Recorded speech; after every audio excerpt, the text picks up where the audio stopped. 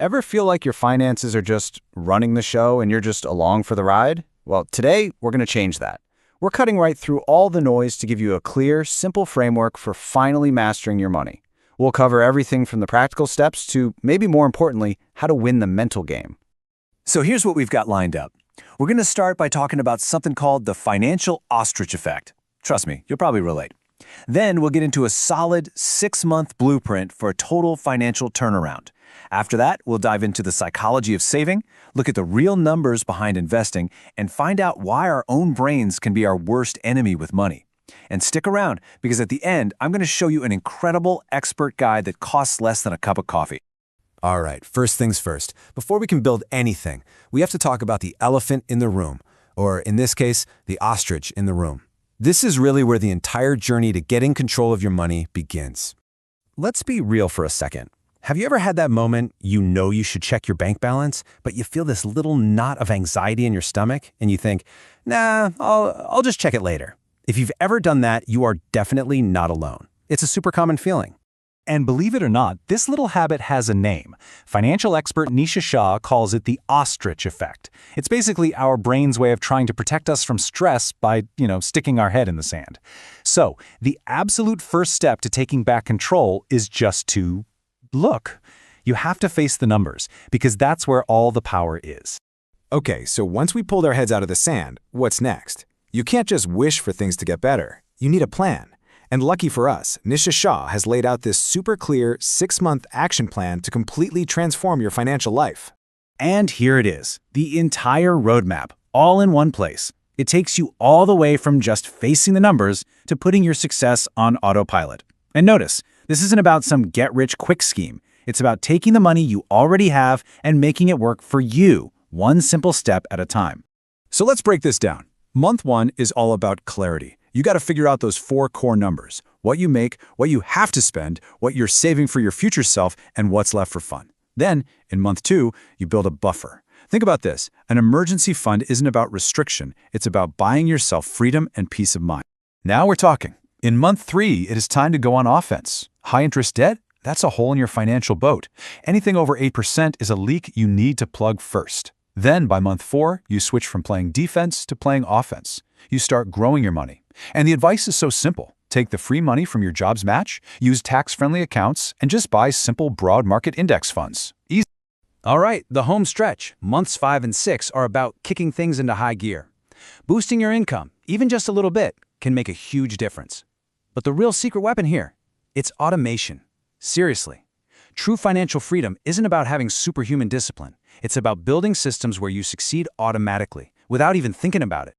Okay, so we have the practical plan. That all makes sense on paper, but we all know it's not always that easy, right? Our brains are literally wired to want things now, which can make saving money feel like a punishment. So how do we actually win this internal battle? Here are 3 awesome little mind tricks to help you out. First, the hours worked rule.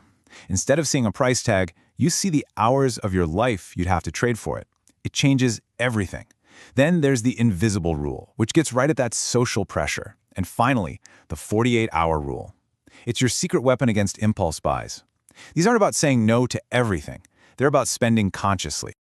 Okay, let's switch gears and talk about investing. This is where we run into a classic showdown. What's mathematically the best thing to do versus what feels the most comfortable? It really is logic versus emotion. So picture this. You have a chunk of money you want to invest. Do you throw it all in the market at once? That's lump sum. Or do you kind of ease in, investing smaller bits over time? That's dollar cost averaging. Going all in gets your money working for you right away. But easing in feels safer, right? It's less scary. One is better on paper, the other is just easier on our nerves. So what do the actual numbers say? Well, the research from big names like Northwestern Mutual and Vanguard is pretty clear. About 75% of the time, lump sum investing actually comes out ahead. And why is that? It's simple, really. Over the long haul, markets tend to go up. So the more time your money is in the market, the better.